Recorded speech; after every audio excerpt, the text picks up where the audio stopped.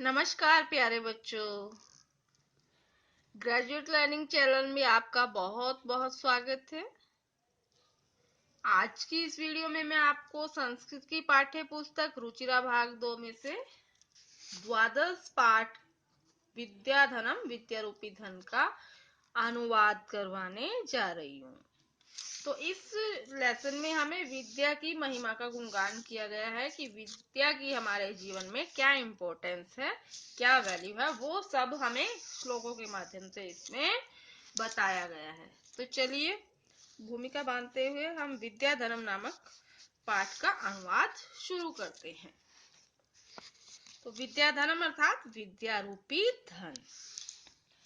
न चौर्हार्यम न च राजहार्यम न भ्रातृभाज्यम न च भारकारी व्यय कृते वर्धते एव नित्यम विद्याधनम सर्वधनम प्रधानम। तो क्या कहा गया है?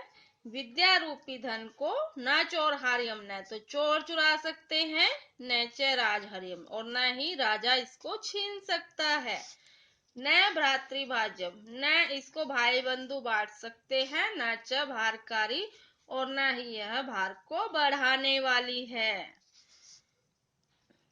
क्योंकि विद्या रूपी धन पाकर हमें हमारे मन में ये नहीं होता कि कोई इसको चोर चुरा लेगा या कोई हमसे छीन लेगा। जितनी भी विद्या हमने ग्रहण की है वो कोई हमसे बांट लेगा और न ही इसे पाकर हम भार वाला महसूस करते हैं। बाकी धन को पाकर हम चिंतित हो जाते हैं कि हमारे पास इतना धन है, इसकी सुरक्षा कैसे की जाए।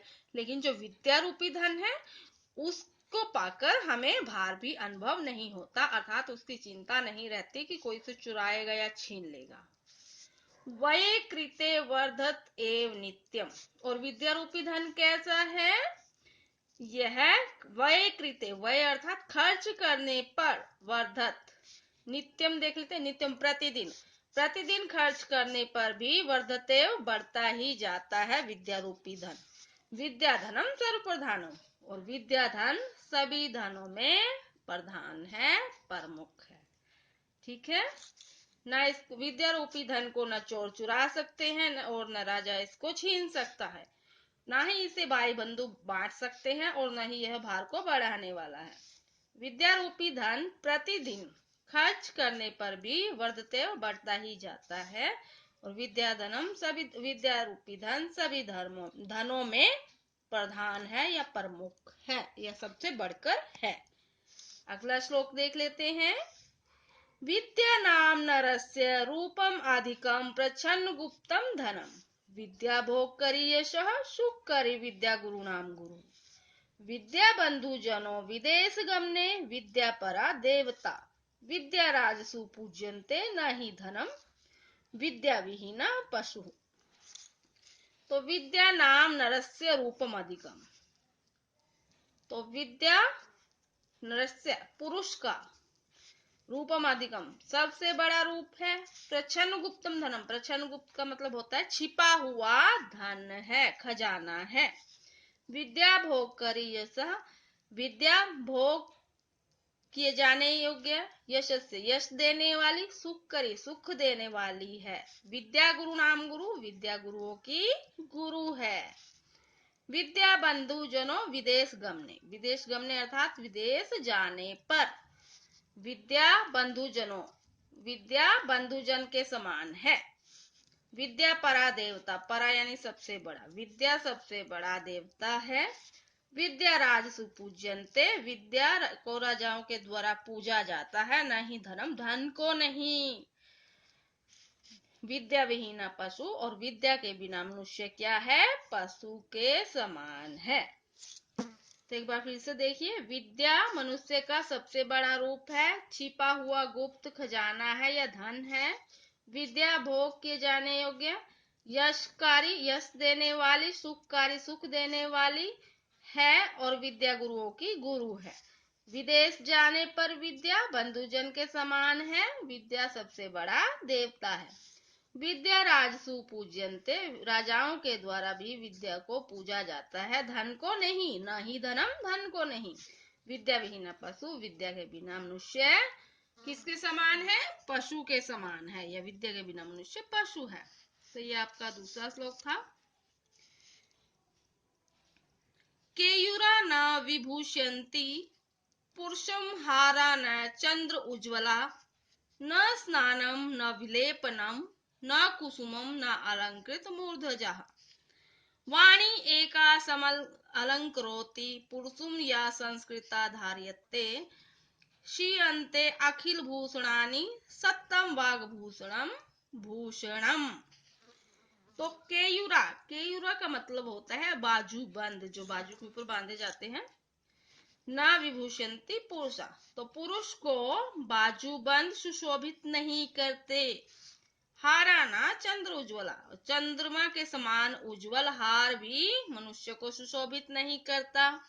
ना स्नानम, ना तो स्नान, ना विलेपन, विलेपन अर्थात ना ही चंदन आदि का लेपन, ना कुसुमम, ना फूलों से अलंकृत मूर्धजा, फूलों से सजे हुए बाल मनुष्य को सुशोभित करते हैं। ठीक है, न में है ये सब, ना ही फूलों से अलंकृत बाल मनुष्य को सुशोभित करते हैं। वाणी एका समल करोति पुरुषम, वाणी ही एक ऐसी है या पुरुषम समल करोति जो मनुष्य को सुशोभित करती है। और वाणी भी कैसी होनी चाहिए? सभ्य वाणी। ठीक है, ये नहीं है कि जो मुंह में आया और बोल दिया, उस तरह की वाणी नहीं। जो हमारी सभ्य वाणी है, संस्कृति को धारण किए हुए जो वाणी है, वही मनुष्य को सुशोभित करती है। या संस्कृति धार्यते, जो संस्कृति को धारण करती है, वैसी वाणी। श्रियन्ते अखिल भूषणानि, बाकी सारे, ये सारे आभूषण तो श्रियन्ते नष्ट हो जाने वाला है। श्रियन्ते अखिल भूषणानि, ये सब आभूषण तो श्रियन्ते नष्ट हो जाने वाले हैं। कौन से? बाजूबंद, चंद्रमा के समान उज्ज्वल हार, चंदन आदि का लेपन, सजे हुए बाल, तो ये सब तो कुछ समय के बाद इनकी शोभा समाप्त हो जाती है। सत्तम वाग्भूषणम भूषणम, और वाणी रूपी आभूषण हमेशा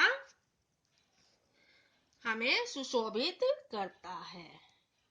ठीक है, और वाणी रूपी आभूषण कैसा है? सतत, सच्चा आभूषण है। एक बार फिर से देख लेते हैं। केयूरा न विभूषयन्ति पुरुषा, पुरुष को बाजूबंद सुशोभित नहीं करते और ना ही चंद्रमा के समान उज्ज्वल हार सुशोभित करता है। ना ही स्नान, न चंदन आदि का लेपन, ना फूल और ना ही फूलों से सजे हुए बाल मनुष्य को सुशोभित करते हैं। वाणी एका समलंकृति पुरुषम, वाणी ही एक ऐसी है जो मनुष्य को सुशोभित करती है और जो संस्कृति को धारण करती है। श्रियन्ते अगल भूषणानि, बाकी सब आभूषण तो नष्ट हो जाते हैं।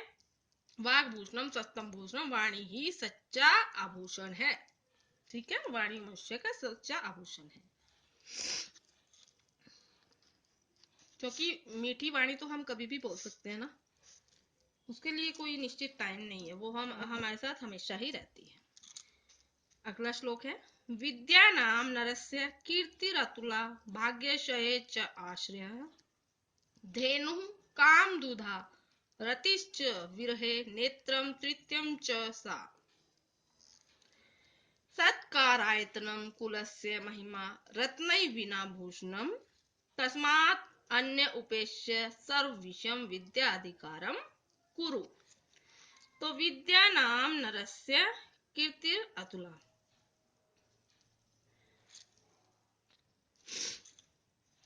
तो विद्या मनुष्य के लिए क्या है? कीर्ति अतुला, अतुला अर्थात अनुपम, न खत्म होने वाला यश है।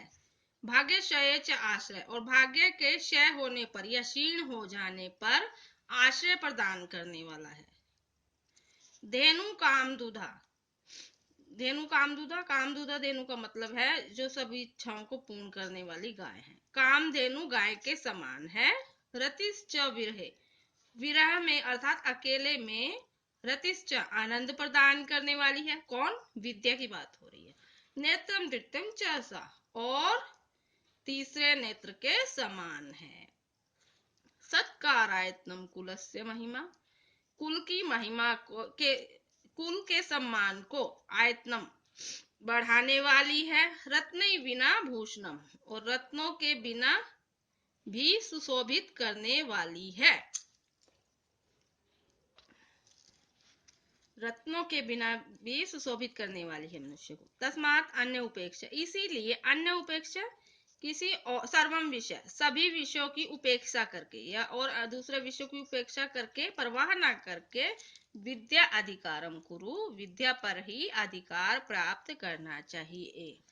ठीक है, हमें विद्या प्राप्त करने की हर संभव कोशिश करनी चाहिए। बाकी सारी चीजें तो नश्वर है, बाद में भी प्राप्त की जा सकती है, परंतु सबसे पहला हमारा जो मेन काम होता है वो है विद्या प्राप्त करना। एक बार फिर से इसका अनुवाद देख लेते हैं।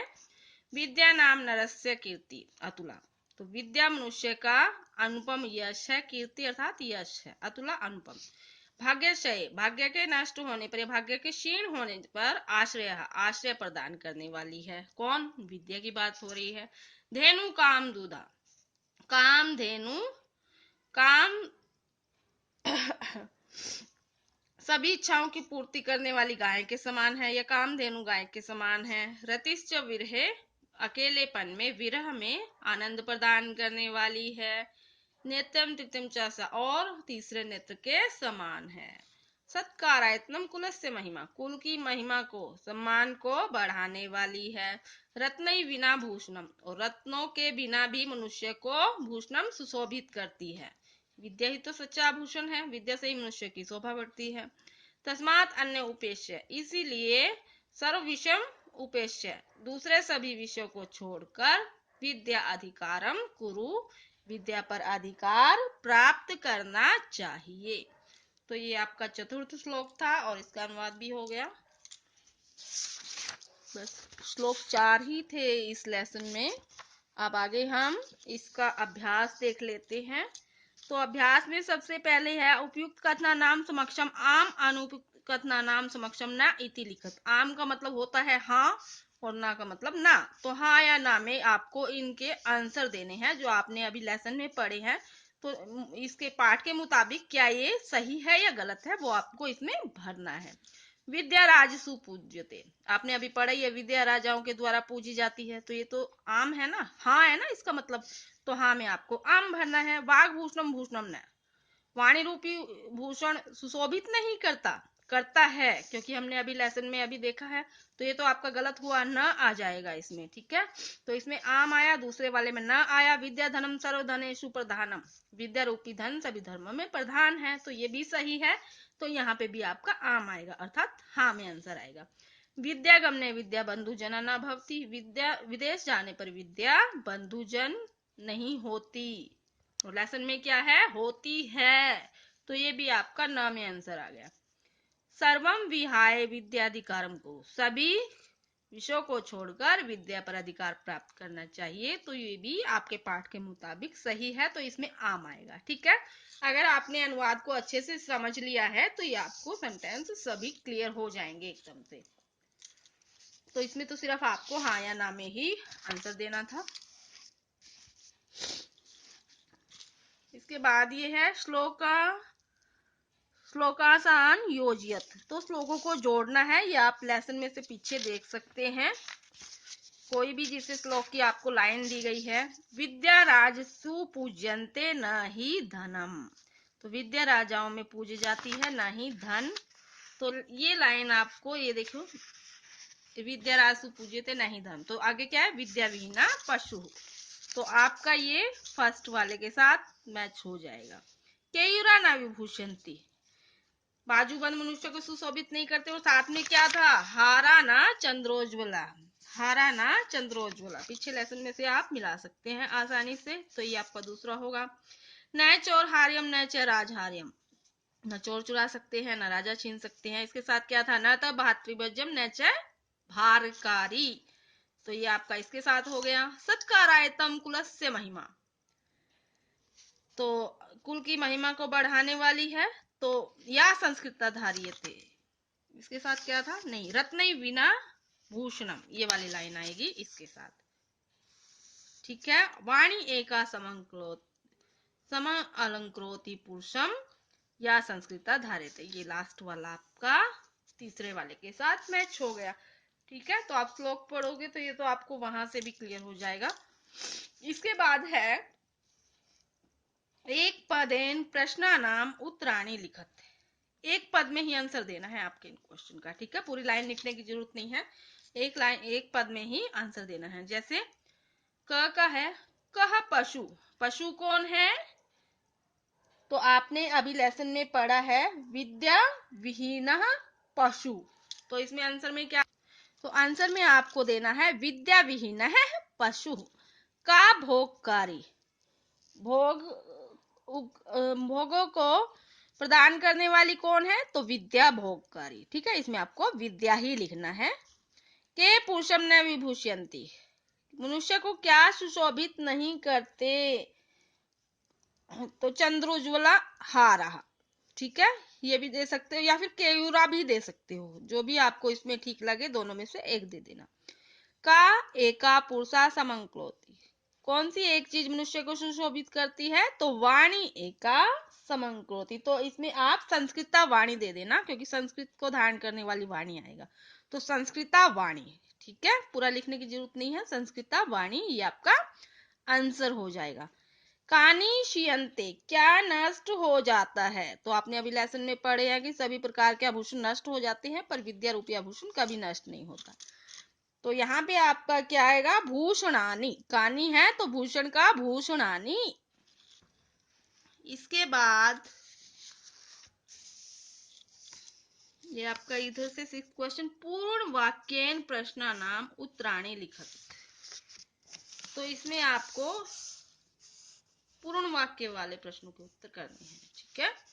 पूरी लाइन लिखनी है इसमें। अब पिछले वाले एक पद वाले थे, उसमें सिर्फ हमने एक पद ही लिखा, अब इसमें हमने पूरा वाक्य लिखना है। तो देख लेते हैं।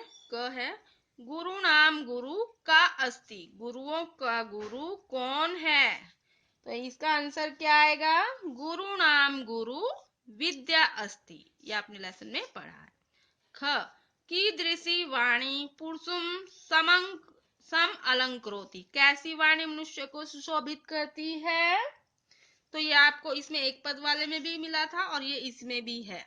तो इसमें आपको पूरा वाक्य लिखना है, संस्कृता वाणी पुरुषुम सम अलंकृति, संस्कृति को धारण करने वाले पुरुष को वाणी मनुष्य को सुशोभित करती है। तो ग है, वय कृते किम वर्धते, खर्च करने पर क्या बढ़ता है? तो विद्या रूपी धन बढ़ता है ना खर्च करने पर।